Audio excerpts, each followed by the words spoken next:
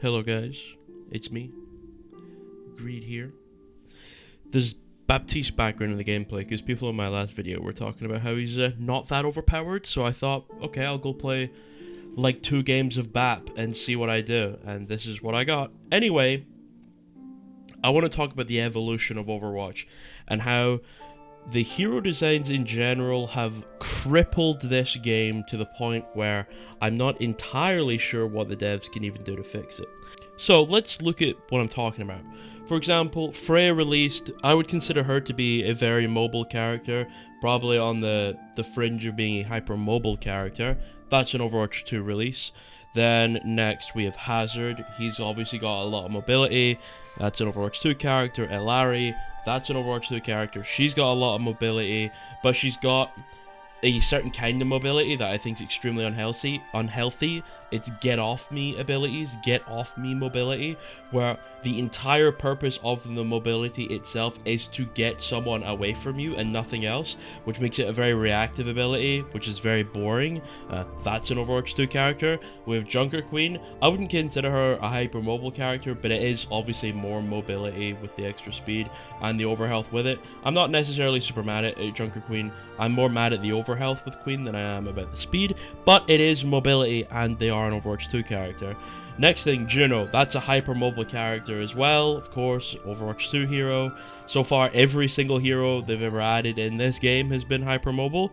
Then we get to Kiriko, that's also a very hyper mobile character, another support that's covered in abilities that are just get off me tools, or abilities that are I don't want to be near you anymore tools, or minimal counterplay tools, of course, because the game loves that. Lifeweaver, I would consider him a very mobile character as well, with his petals and his dash. Obviously not to the same degree as some other characters, but it is mobility at the end of the day. I'm not super mad at Lifeweaver's mobility, but of course he is an Overwatch 2 character, and therefore he's getting involved in this list that I've got. Who else is there? Ramatra, a character that is not hyper mobile. This is really good. This is the first one we've come across that it doesn't have a ton of mobility options, which is good. However, instead of giving him a ton of mobility options, they remedied this by making it so if he press left shift, he gets 800 armor, and then he can hold block and get 80% damage resistance on top of that armor, and it makes him completely unkillable and extremely boring. They basically just traded out all the mobility for raw survivability.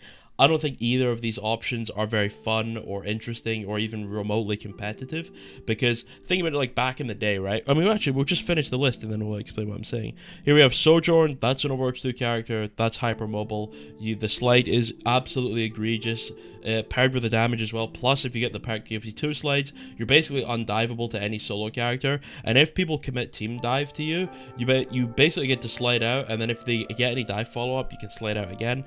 That's absolutely hypermobile. That so far only one character on this list doesn't have hypermobility, but what they do have is absolutely ludicrously high survivability, which makes the game obviously not very intriguing when you play into them. And that's every character that we've had in Overwatch 2 so far.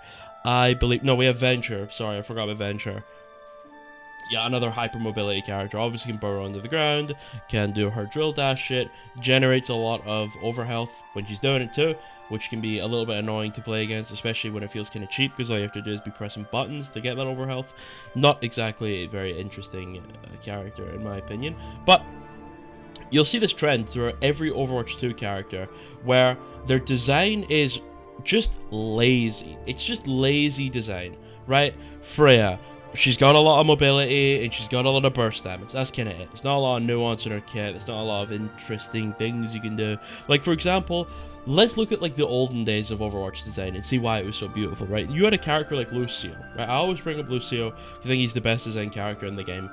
At least top 3 in my opinion, right?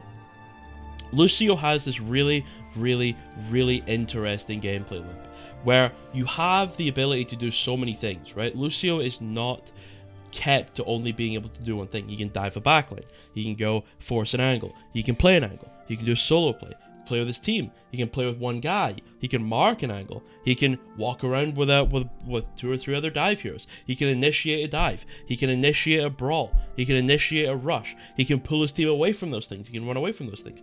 But with all those things, there is a trade-off. For example, if you want to dive the enemy Widow on Lucio, you have to accept, okay, I'm not going to be able to heal my team. I'm not going to be able to give them speed boost. I'm not going to be able to boot people off my team anymore. Things like that. And then you go, okay, maybe I want to play the style where maybe my Ryan's getting beat up a bit too much and their Lucio is speeding into him. Maybe I need to play a bit more of a reactive Lucio with the speed boost and try and speed my Ryan away. And then I can boop their Ryan if it gets too bad. There are so many gameplay options with Lucio, and every single one of them leads down a path where you have to commit your resources to that thing, or your time, or your positioning, or whatever it may, or whatever that may be. But you have to accept that once you go down that path, your other paths get more and more limited because you're using those resources. You can't just do everything, right? And that's why a hero like Kiriko is so boring, because you can be dueling that Widow on the other side of the map, healing your teammate at the same time, teleporting out of danger at the same time, Suzuing a guy and cleansing him at the same time, making another guy invincible at the same time. You can do it all. There's no trade-off to these things. If you want to duel a Widow, you can do that. If you want to Suzu your teammate, you can do that while you do that, right? There's no trade-off, which is boring. Now look at the other Overwatch 2 characters. Let's look at trade-offs. What is Freya's trade-off if she wants to go around and shoot her crossbows and shit? She doesn't really have any, because the way Freya's gameplay loop has evolved is Freya, since she's a 225 character and she's projectile, what she wants to do is have the distance lowered between her and her target to increase consistency, right? That means she's more likely to burst the target down faster. However, she doesn't want to close the distance herself because she's 225. Therefore, she wants people to close the distance on her. So what she's become is a shallow off-angle spam damage bot that stands in the middle of her team with a pocket and spams down the tank until someone tries to push her aggressively, and then she's able to use the increased consistency of the lowered range to blow them up faster. It's a boring gameplay loop where she just stands in the middle of her team and spams high damage burst damage at the enemy team all day until someone walks on top of her. It's very, very boring. It's very safe, and it's very limited in your options. However, you are not punished for picking one thing over another thing. It's a big reason why Lifeweaver is getting played with Freya as well, because it allows Freya to actually overextend, close the distance herself, and actually spam down people with the more consistent damage, because obviously the range is lower, and be able to get life gripped out. That's the main reason Lifeweaver is getting played in like high level play with the Freya, right? It's just not an interesting loop. And then you can look at another character from Overwatch 1, like Ana. For example, in Overwatch 1, Ana's cooldowns were far more punishing if they were misused, because Ana wasn't as good as a duelist as she is now.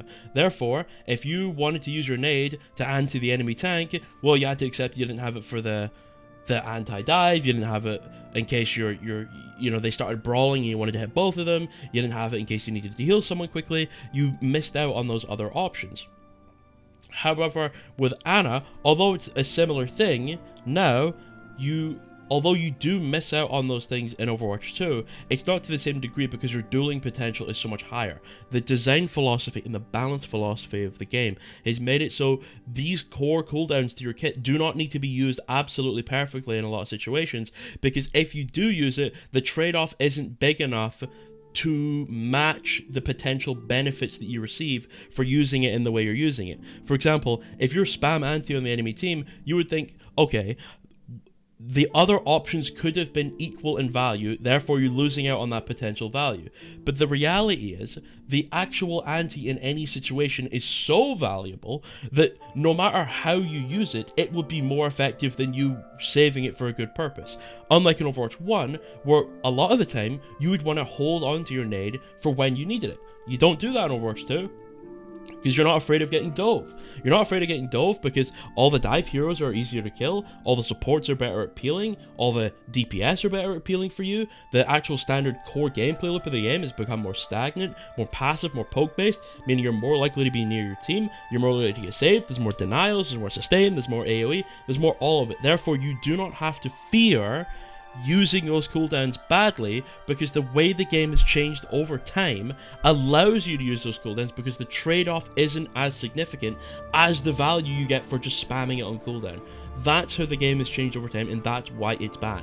We need more characters like old Overwatch 1 Ana, we need more characters like old Overwatch 1 Lucio, where there are trade-offs to these abilities. They are not just use them for value. It is boring and lame, and we've forgotten about that as we've traversed into Overwatch 2, and I think that's a big reason why the game is so bad in its current state, because The No More is about managing cooldowns and managing your angles and how to duel and all that. It's not, it's I'm picking the best hero for the situation, I'm standing in my team on main, I'm spamming all my cooldowns because no matter what happens, I'm gonna get life gripped, I'm gonna get Suzu'd, I'm gonna get emo'd, the burst damage character is just gonna delete that guy the second he does anything, or we're gonna spam a bunch of CC on him with like Coach Gun and all this other shit.